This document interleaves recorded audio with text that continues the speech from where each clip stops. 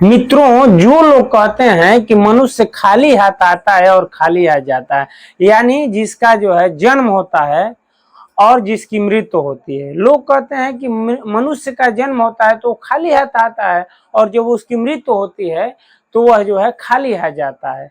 क्या मित्रों ये बातें सत्य हैं? मित्रों, एक तरह से देखा जाए तो असत्य है और एक तरह से देखा जाए तो सत्य भी है। मित्रों, कैसे? पहले हम कैसे जो है असत्य इस पे बात करेंगे। मित्रों, देखा जाए तो मनुष्य ना कभी खाली हाथ आता है और ना कभी खाली हाथ जाता है। कैसे? मैं आपको बताता हूँ। मनुष्य जो है कर्मों का गठरी लेकर आता है और कर्मों का जो है गठरी लेकर जाता है। मित्रों, कैसे? मैं आपको प्रूफ करता हूँ।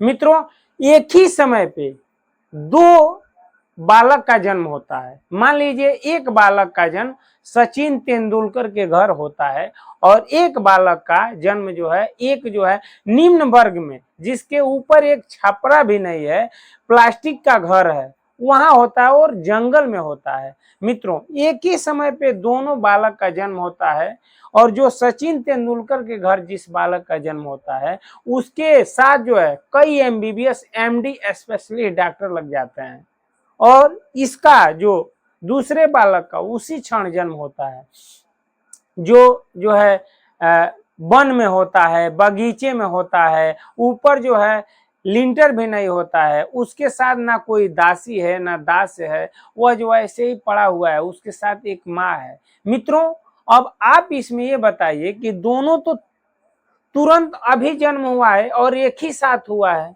लेकिन उसके साथ उस बालक के साथ एमबीबीएस डॉक्टर, एमडी डॉक्टर, दास दासी और वो खरबों का मालिक जन्म लेते ही, और ये जन्म लेते ही भिखारी, चंडाल लोग इसे जो है गालियां देंगे। मित्रों, इसको आप समझिए, कैसे मनुष्य खाली हाथ आया? आप हमें बताइए कि कैसे मनुष्य खाली हाथ आया। मित्रों, वो खाली हाथ नहीं आया।